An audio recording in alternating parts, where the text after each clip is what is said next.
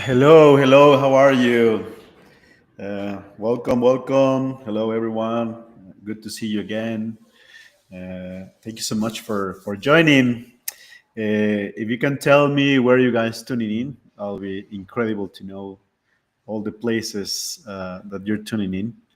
Please use the chat to let us know where are you coming from. Thank you so much for being here today. So, today we have a very special guest in here. Welcome to these sessions. As you know, these sessions are here to connect with these creative minds doing incredible immersive work everywhere in the world. And every year, sorry, every month we talk with a creator in their industry, and we host these live conversations on YouTube and Twitch channels. And today we have a special guest, Woodblock, which is a creative animation direction studio at the forefront of visual storytelling, blending art, technology, music in very powerful ways. And of course, their work for Anyma Spheres exemplifies how digital narratives can elevate immersive experiences at a whole new level. And they have a strong signature in very bold and very meticulous into the way they create this range of storytelling with brands and also working with clients like Apple, Netflix, Nike, IBM, Universal, and they've been delivering cutting edge visuals that resonate across industries and cultures. And thank you so much for being here today. Let me just welcome to my buddy.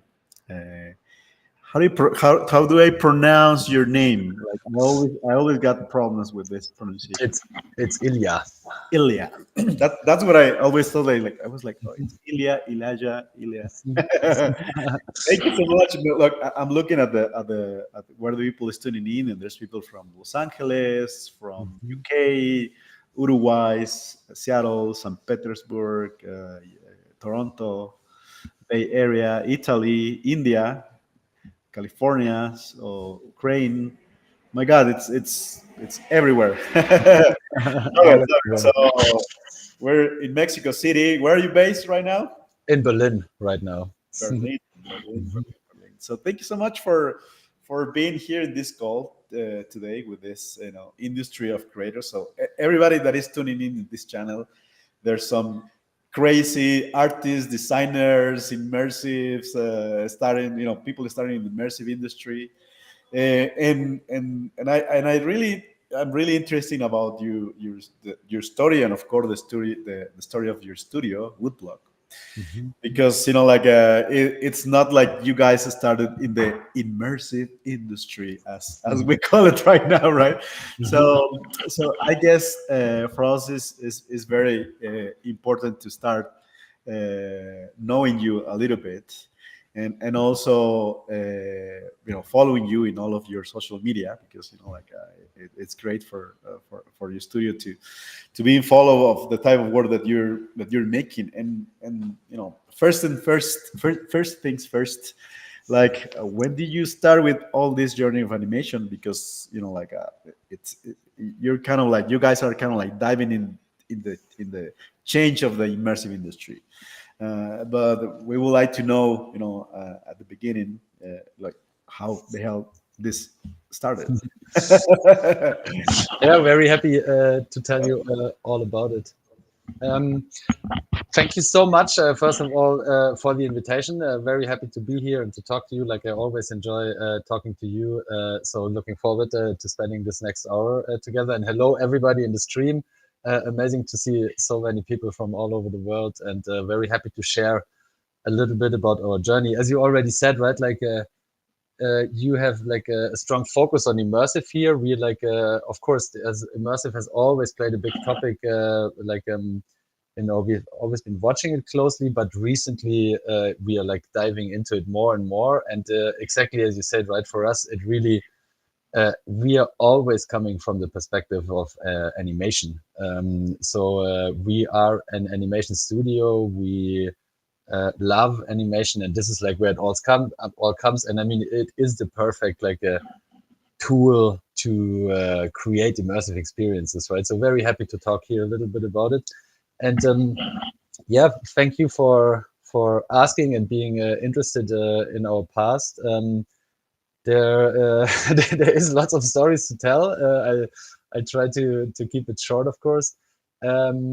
So I think like if I start from my perspective personally, so for me it was really like I think when I've been like it was really like always the fascination for computers, right? Everything started with an Atari 2600, playing like a very simple console games. But very quickly, like when I got my first Atari ST, like when I've been like, I don't know, 12, 13 or something, I was always interested, okay, how can I create things with that? Like a bit of coding, but then like obviously painting things and everything. So I started in school, basically getting my first 3D Studio Max copy from Russia. This is how we got our licenses back in the day. And so there was always this fascination. And there was one guy where I grew up in the Black Forest in Germany. He was like he had a video camera and did visual effects stuff and asked me if I can help with animation. And so that's how I got there. And this guy, he went to study at the film school, like a great animation film school in Germany. It's like Film Academy Baden-Württemberg. And I said, okay, if he's going there, I'll be going there too, right? So I applied there. It's not that easy to get into, but I got in. I've been lucky there. And this is how it started for us, like the team we are now. Like, and at the first day at starting university, I met one of our partners today, Jan. He's even here in the chat. Jan Bitzer, you can see him. So we met there. We became friends, and this is where the journey started for us. At studying on the first day, and these days we are 6 partners at Woodblock who founded the company, and all 6 of us we met studying at Film Academy. So this is where that journey started for us. And we studied animation there. And basically what we did, like it was an amazing school in terms of like there was nothing taught to us, or let's say there was very little taught to us. There was basically what they gave us is lots of freedom and computers and the render farm. And they basically just told us, okay, you guys make films, right? And this is what we started doing. And this is where we come from. Like back in the days, we operated under a different label. It was called Polynoid. That was the first label we started together. Maybe some of you, if there are some more like older people in the audience, maybe still know what we did back then. And yeah, this is how we started in terms of like doing short films in the way we like. I'm not sure, maybe because we are all visual people, maybe it makes sense to like show a bit of how we started there. Of course. So I just quickly like this is like the first film we made back then in 2007 together. Like this is 2 biomechanical snails making love, and then like for our like a diploma film, we made this film Loom. This was back in 2010. So this was a very defining moment in our journey. So I will show a moment of it to get a bit of a feel for the aesthetics that we work in, and I'll play it back here. Make it full screen and jump a bit forward.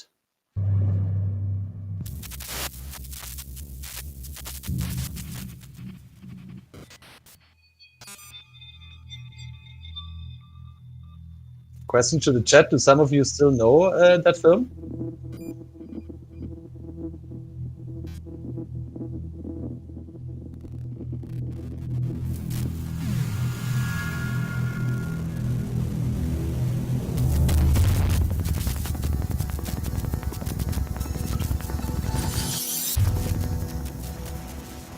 My God, that's incredible. What year was that?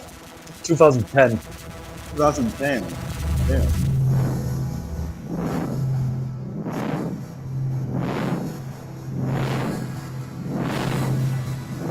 Wow, beautiful.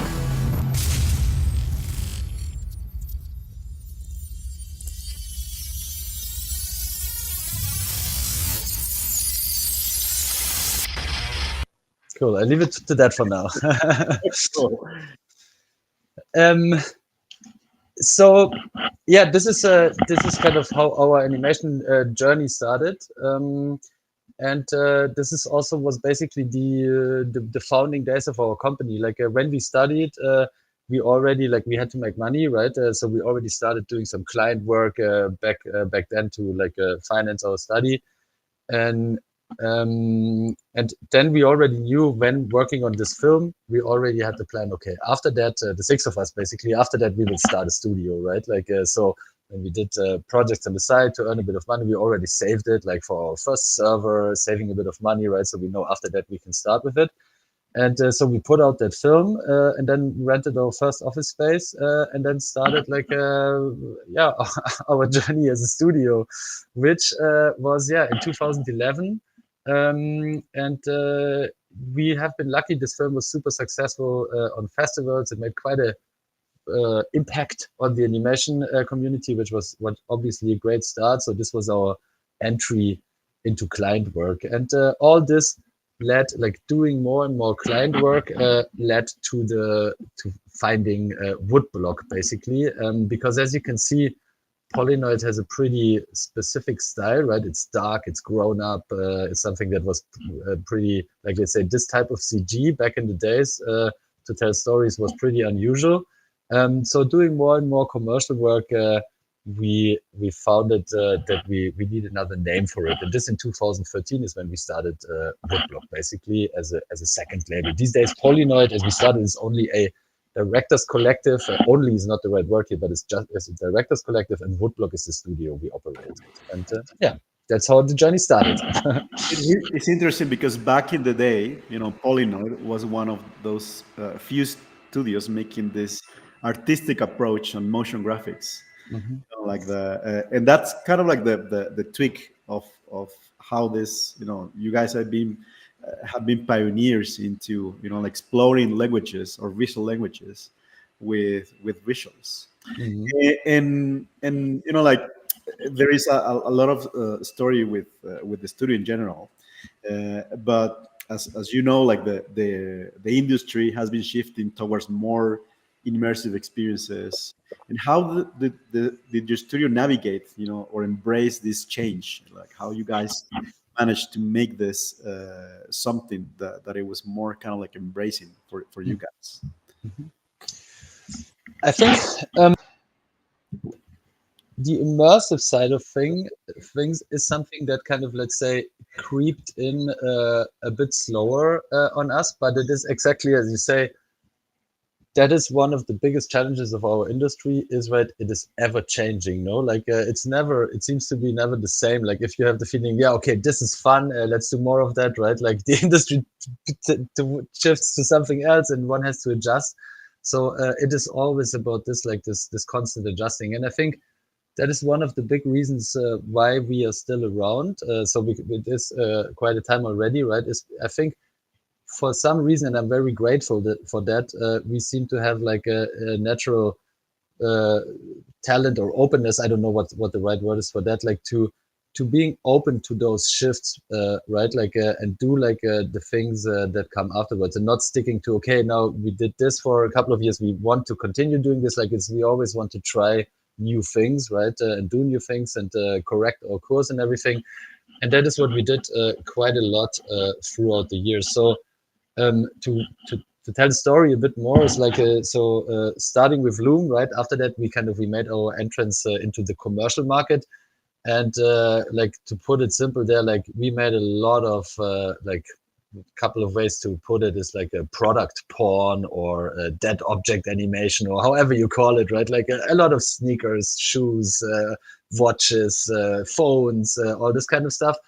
Um, and we did it at a very high level and it was entertaining, but like we got yeah, obviously at some point one gets very bored by doing that all the time, and we always looked like, okay, how can we get back to what we originally do, coming from storytelling, from filmmaking. And that is where we shifted more in terms of studio, like there was always this big interest like of telling proper stories, right? So we developed a much stronger like portfolio and projects in terms of character animation, and did a lot there, which is kind of like the, yeah, I mean that is the that that is like, let's say, the master and doing animation.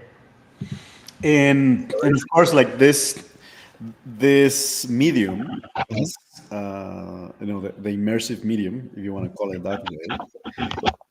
It has another different language, in the way you create the content, even the speed of it, like the way you put things on the screen is not the same thing that you put the screens on a television, for example, like that. All that rhythm, all that synchronized with music, it's quite different. And I guess this kind of like shifting got you involved into a project which was working at the Anyma Sphere project. But like many of us would like to find out, like, oh, how the hell you guys ended up, ended up there, landing there, making this amazing, like the robots and elements that were giving life to so many of the most significant scenes that we all seen, on social media everywhere. Absolutely. Yeah, happy to tell about that, because it totally connects to like this ever changing. So changing from product porn to like a character driven animation, right? And then like seeing, okay, the market, there was an interesting movement in the market, and this is something that drove us a lot into immersive too. Like I guess all of you know, like 3D billboards, right? Like the big ones, like in Times Square in Tokyo, there's some amazing, in Piccadilly in London, right? And we did quite a couple of those. Maybe another clip to show, so we have a little bit stuff to watch at some time. One of the, I think, most famous examples here in general in terms of 3D billboards is one we did. I remember that one. Oh, I didn't know you guys did. That was very popular, at the beginning, because that's were one of the earliest first kind of like 3D base billboard. Exactly. That one in Piccadilly is a very famous one, right? So we did quite a bit of those, and then like we had fun with them, but then at some point it also got like, let's say, a little bit like repetitive, and then now leading to the Anyma project, like what came out is the sphere, right? And so when we saw like, okay, they're building the sphere, and we've been very active in this 3D billboard world, thought like, okay, we have to work for the sphere, right? Like this is such a fun screen, such a fun medium. And so we put this out in the world, saying it like, okay, like that's what we want to work for.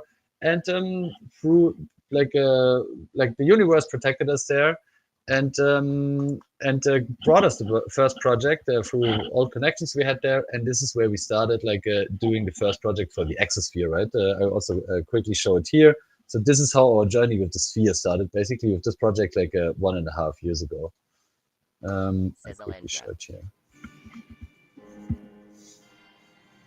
Camera 1.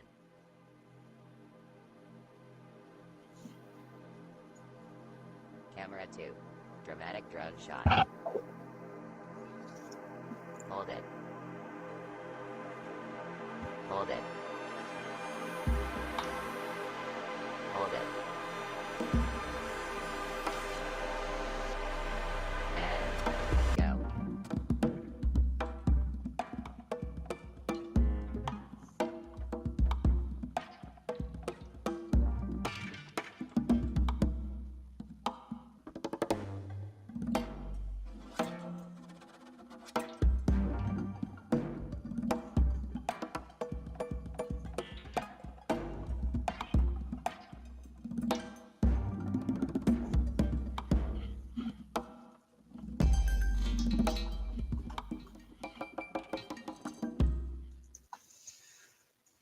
So this project is what got us working with the sphere. It was a crazy project in terms of like wrapping our heads around like this exosphere. That's how the screen outside is called, right? Like for the first time, it was such a mind-bending experience to work for spherical projection that way, and in terms of resolutions and getting everything right. And we didn't make with the concept that is a combination of forced perspective and spherical projection, right? We didn't make I know what you mean. exactly. And but it was, I think it was quite a milestone project on the Exosphere in terms of like quality and the impact it had. So then this is where Anyma approached us, like when they wanted to announce like their project on the for the Sphere. They asked if we can do an Exosphere trailer for them, right? And then one thing led to another. We did like an Exosphere trailer, and then we started talking about like production for the visuals for the actual show, and that is like how we got to that project. And then beginning to mid last year is then when then things started to getting more specific, and we went into production of the actual show. Oh my God. So I'm gonna jump a little bit more into like this question, like what was the biggest challenge developing, working on this project, and how did you guys overcome it? Because, of course, like working in that, I mean, like one thing is working in the outside, which is a smaller canvas. I believe is kind of like a 5K resolution almost. And then the other thing is working in the inside, which that's another level. Like there is this joke like, oh, have you worked in the outside or the inside, right? So because the complexity, it's massive. Absolutely. I mean, uh, the to put it simple, like the challenges have been, there have been so many and so many things to overcome, so many things to solve for us, that like it was a really intense time while we produced that. But at the same time, it was also, of course, very rewarding to do this. Well, I think in terms of challenges, it was really a lot. Like it was it was very like a challenging for us as a studio, because we are used, like we are a team of like we're normally between 40 and 50 people on staff in the studio. Like I think at the moment we are 42 or something, and we normally we run like between 3 and 5 projects at the same time, right? Like because we run smaller projects and do that. For this one, we had the whole team working on the project, right, with a couple of exceptions, and this was like a very very rewarding experience, because that is what we want as an animation studio, right? But at the same time, it was also a big challenge to organize a team like that. Normally we're used to organizing ourselves in small teams. Here we had to organize like the full team, optimize for that. So this by itself was a very interesting challenge, but very rewarding, as I said. So this is that one, like our internal studio setup and how we run that. Then, of course, what you just mentioned in terms of like, let's say, tech specs, it is just completely different from anything we have done before. Like, and it is really tough to imagine even the consequences from it, right? Like one of the biggest consequences is like it generates insane amounts of data. Where to go with that data, right? Like how to handle that data, how to send that data, like oh, so many things that have to be like, let's say, from IT perspective, it was a masterpiece what they did there, how they pulled it off in that short time, like getting us ready for that.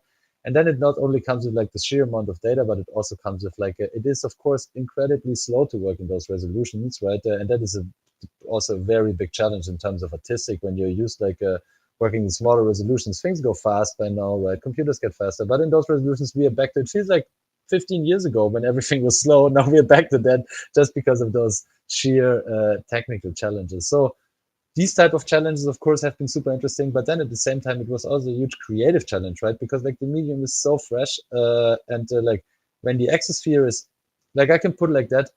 For the Exosphere, we have by now done like a good 5, 6, 7 pieces, I think. And the first one was so challenging. The one I showed you, like for Aston Martin.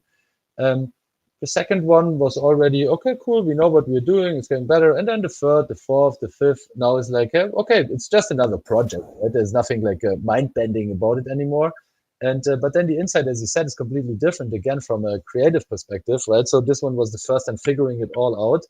And so now I think the next one, when we do it, like it's going to be creatively also much easier, right? In a way, because we already know how the medium works, what works inside it, what doesn't, what is interesting creatively, and all those kind of things. So yeah, this is a first like overview of challenges. There's so many. So. When I mentioned about the, like the difference of the medium, Mhm. in this very specific case, working in the immersive field, but this is kind of like the next level of immersion. You completely lose sense of yourself there. But not only that, like the way you need to position things, and also like articulate those images with the sound and with the music. It's something that it has to be extremely well thought, and it's not just me working in a screen and creating an animation that is flat and that is just a 2D perspective, even though it's a 3D. But at the end, this thing, you have to feel that you're inside of that story, like Mhm. and how did that work with in terms of creative direction of the content? Like what was, how was this workflow of decisions in this field, in this Mhm. element?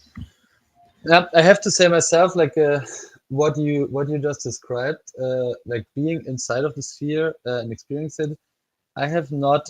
I was a bit surprised to see how much it touched me. Like when I've been there the first time watching the show, right? Like, and it was for a strange reason, because it felt like we did quite a couple of projects in VR, right? Like, and VR is incredibly immersive. But the interesting thing is you're always by yourself, right? So it's an experience that you feel yourself.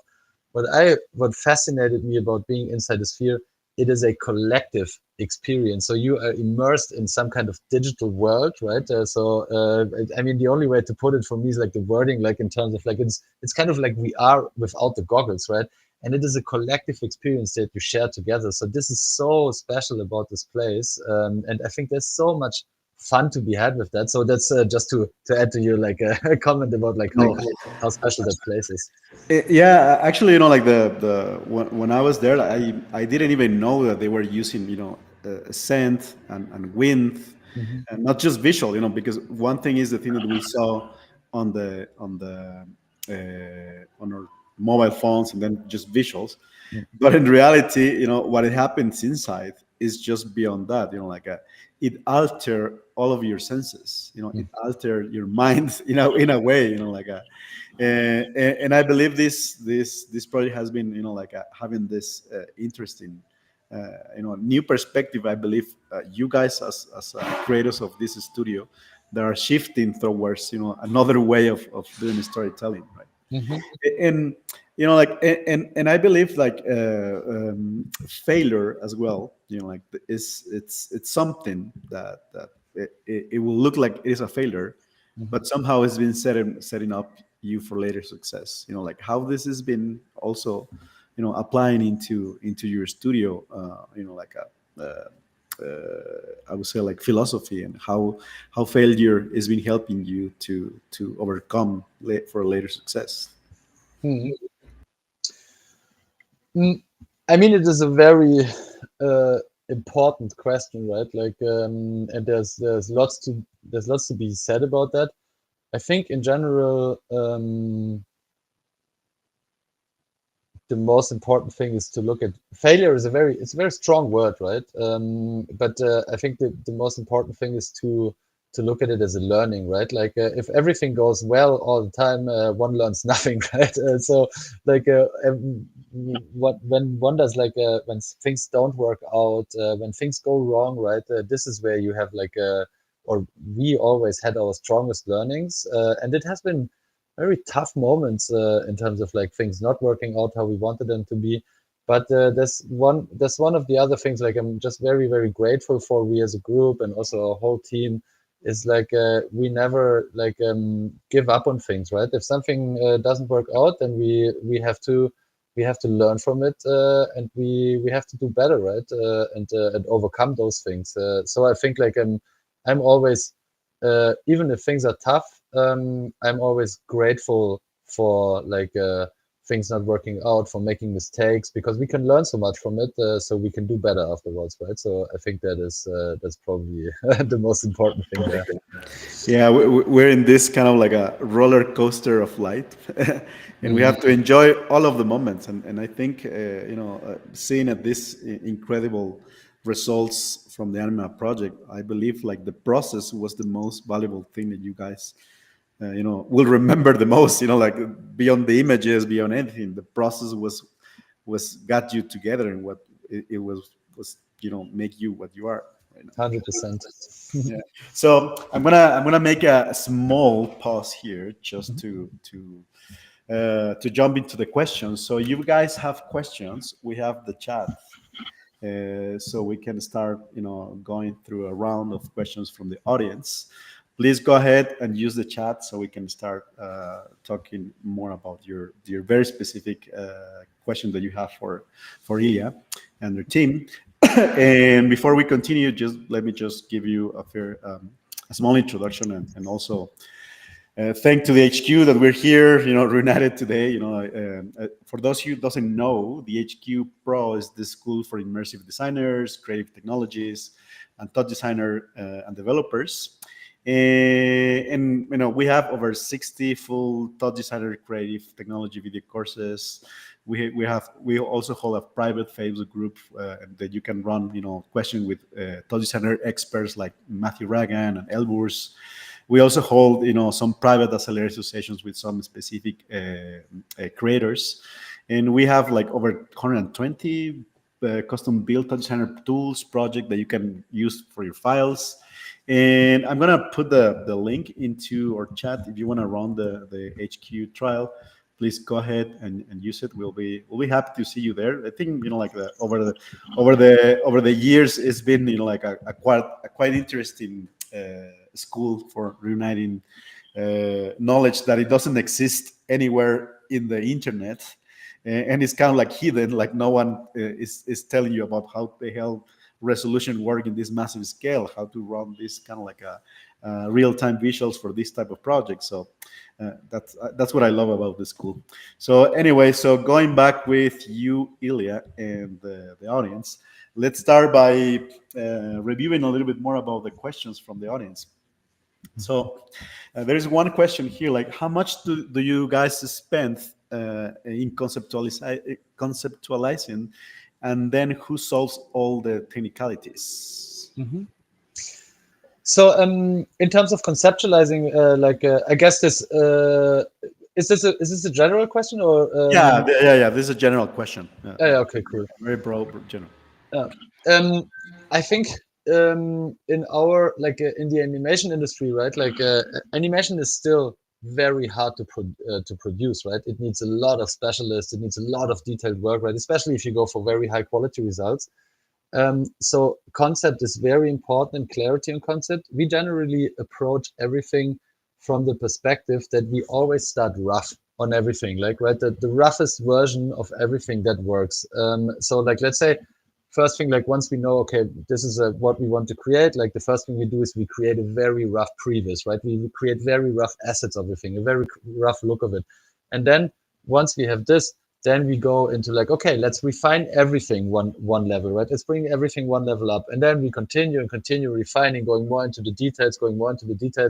And so this is the general approach we apply to everything, because the most important thing is that in the end, we have an end result, right? Because that's what I think it's especially when you start out in this industry where everything is so complicated to do, many spend a lot of, okay, let's create a beautiful asset with all those details and a beautiful look. And then you never finish the film you had in mind, right? You just have one asset in the end because you spend so much time on it. So that's something that I think we applied very early, that, okay, we start rough and then fine tune until time is up. And this is how we approach it. And this is also because you have the question in terms of when do we solve the technical questions? We then solve them on the way, right? Because the more you go into detail, the more technical questions arise. And this comes with the same thing, basically, that we solve as many as we can in the time we have. This next question for me, it's quite interesting. I'm gonna let you to respond it, but I will. I'm gonna tell you what's my perspective on this. If you were starting right now, what software coding language would you learn? It is indeed a very good question. I don't think I have a definite answer for it because it is it depends on starting with what in a way, right? Like there's very specific, like let's say areas to get into. Like if we talk more about like let's say creating visuals, for example, I would say at the moment, Touch Designer is an amazing tool to learn, right? Like if we talk more about, okay, I go into like you want to go into a CG, 3D, visual effects career, right? It is, I think Houdini is always a safe bet. Blender is a safe bet. So I think like there's a couple of those tools that are still so powerful and so widely used that those are always good ways to start. But like it really depends what specifically where you want to start and where your goals are.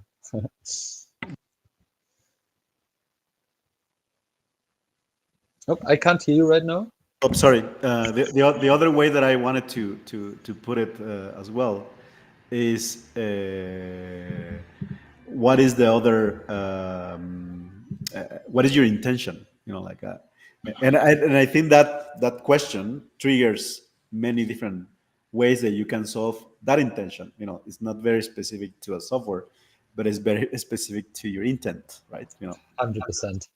Uh, so, a question here from Nitish: is Woodblock planning to get into music production now? You know, who knows? You know, like now there is Moment Factory Music or something, right? They only do concerts. It is a great question. It is. I think we don't. But music has always played. Music and audio has always played an incredibly important role in the films we create, especially as Jan, who is in the chat here too. Like his work, and he's like, let's say, our visionary creative director. I would say his work is strongly influenced by like bringing visuals and audio together in like completely interconnected ways, right? So music is very important in that work. I don't think we will get into music production, but I always thought like we should have, because we generally like when we started, when we got to know each other, we always sang, always when we worked, like the five of us sitting in our office, the six of us, like while we worked, we always sang all the time together, right? And I think a couple of pretty cool songs came out of that. But we never produced anything for it. So who knows? Maybe in the future. Maybe Woodblock music production. So this kind of like a double type of questions. It's what advice would you give to this innovative, driven young developer, student, designer, animator that are about to enter into the industry? And is there any advice they should ignore? Mhm. That's a very good question. Um, like just to think a little bit more about it, like to zoom out a little bit. That is something that is a lot on my mind at the moment. Is like when we started out in this industry, like I never had any doubts about the future of our industry, right? Like this is like I was always 100% convinced this industry is going to be forever, right? So there was never something about job security or all this kind of stuff. Like, and I think this is something that all of us had together. And the times right now, it's different, right? The animation industry, especially the visual effects industry, like a lot of shift is happening. There's the whole topic of AI, right? Which is very weirdly discussed in certain ways. So there's a lot of fear in our industry, and I see it especially because I teach at universities, right? We talk a lot to students and everything, and I can see in a lot of students and a lot of people starting out, I can see like they have there's a lot of insecurities about the future and job security, right? And this is something that confuses me. I don't have the answer yet because I don't know that from the past, right? Growing up like this in our industry, so it's something new that I have to understand intellectually where this is coming from, and I want to help to take this away because I think our industry, like the digital content creation industry for all mediums that exist, like film, games, immersive, interactive, like everything. I see a very bright future for our industry. I think like the fun part is just getting started, right? So I see it. I'm very optimistic for that, and but there's a lot of a lot of fear if like for young people starting to have like will I have a job? Will I find work there? So to answer the question, like I generally think the answer for it is like just do it, right? Do what you really want to do. don't plan out, if I do that, then that will happen, and if I create this, then I will get a job there. It's not about that. If you start, right, it is really about find what you love to do and do as much as possible of it, right? And if you then want to do something else because you love it, then do more of that, right? But it is about doing, and then everything else will just come by itself, especially in the beginning. So that's how I feel about that at the moment. Yeah, and one of the things that I have noticing lately is like people get worried too much about learning the latest tool and the latest AI workflow, Totally. and like for me I think it's you know those kind of like explorations should be explored again through an intent, through something Exactly. that you would like to express or tell or do an intent.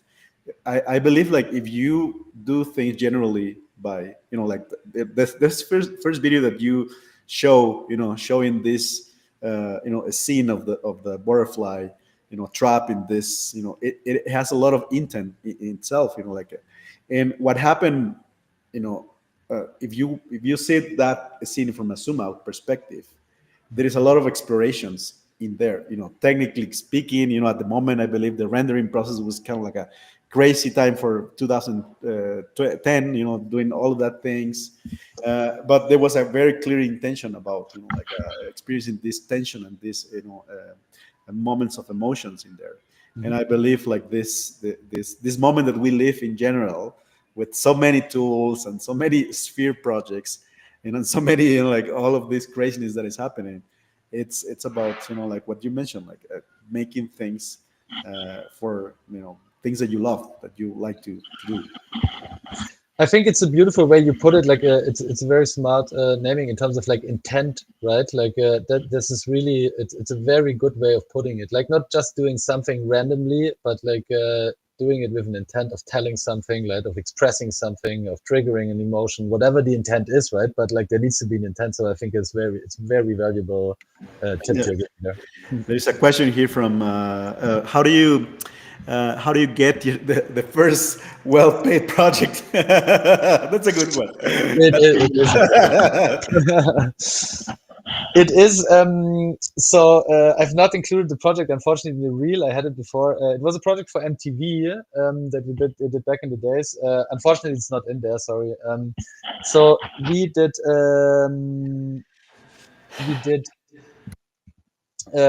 we put out the short film, right? And then we got represented by a couple of companies, by Psyop and then by Passion Pictures, right? So they threw us in the market as directors. Okay, now you guys pitch, right?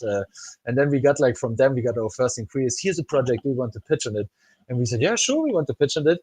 And we did horribly. The first pitches, when we looked at them a couple of years later, we thought what the fuck, what did we do there? So we had to learn the process of pitching, right? How to pitch to a commercial client, basically. And then at some point, we got an MTV project pitch in, and we thought okay, this one we are going to do.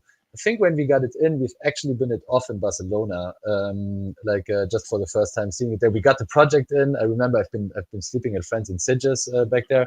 Got the project. Okay, let's pitch on it. So we did a very well thought out pitch. We put in all of our learnings there. We won the project. And we produced the project. These days, I wouldn't even consider it a well-paid project, but it was back in the days, and it triggered a lot for us because what we did is when we won it, we immediately we've still been living in the south in the small city where we studied. But as soon as we won the project, we said, okay, now we move to Berlin. So I think in 1 week, all 6 of us with families and our partners, we moved to Berlin, moved into one apartment, found a new studio, and did that project. Received our first client, so the MTV ladies came. We the day before we bought a couch so we can at least host them there, right? So this project triggered a lot of development for us. So it's good memories. I guess this question is related to the one before, because this type of unique visual approach that you guys been nurturing is related to what Jan is mentioning here. Developing your own unique visual language first, and then tools will follow, and then projects will follow, and then like all of it, it will be kind of like a chain of things, like and this is again kind of like a putting the focus again not in the specific tools but in the specific like a way of making things that you love, the style, the emotions that you want to create, right? 100%. And like just getting back to like Jan puts it perfectly here, right? And getting back to our biggest failures, this is something that indeed till today I do not know why why we had to make this decision back then. But we did like when we've still been Polynoid, right? Like and we did our style basically. We didn't have the patience or like I don't know, the financial security or whatever it is to pull through with this style, right? So we knew, okay, to make money we have to do a couple of things that are not our style, right? And this is like everything led there to the founding of Woodblock, because like this was a more commercial style, right? That clients like more and everything. And till today we think like if we would have just pulled through back then, like in terms of like just sticking to our very radical Polynoid style, right? We would be closer to our goals today, like because we still want to this like very grown up adult abstract music and audio combination. We still want to do a lot in that style, right? But it's very hard to finance and get the market to accept it and everything. And I think if we wouldn't have like let's say backed out a bit of that to have a bit more financial security, we would have been closer by today. So I'm still waiting for the learning to get from that.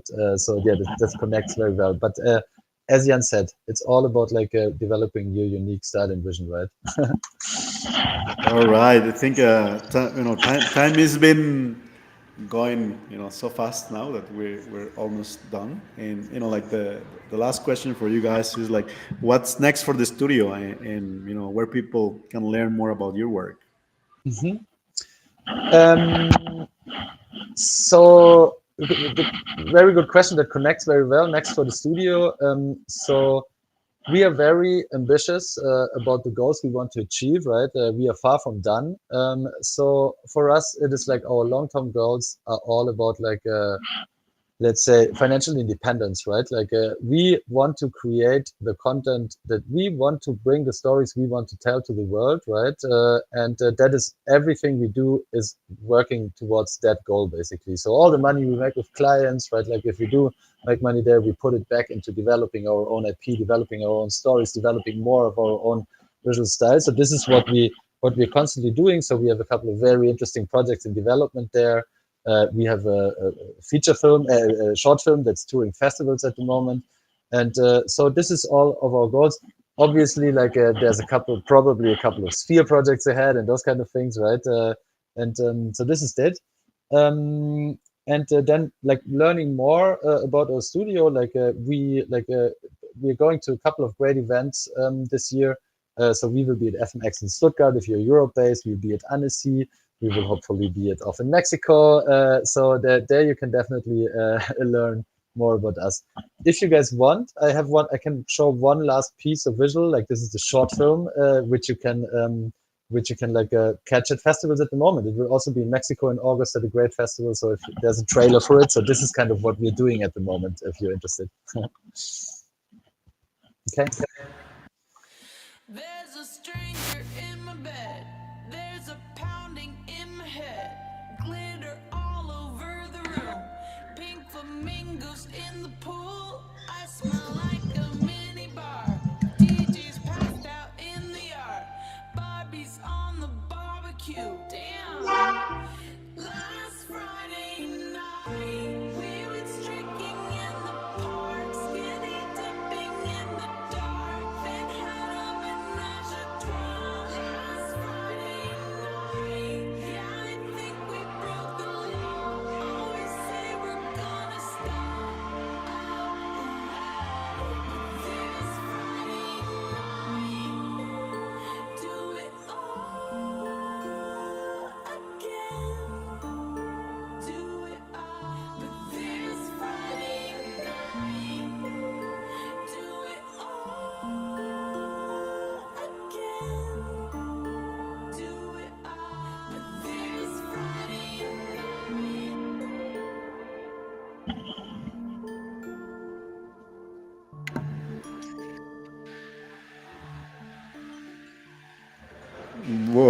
beautiful.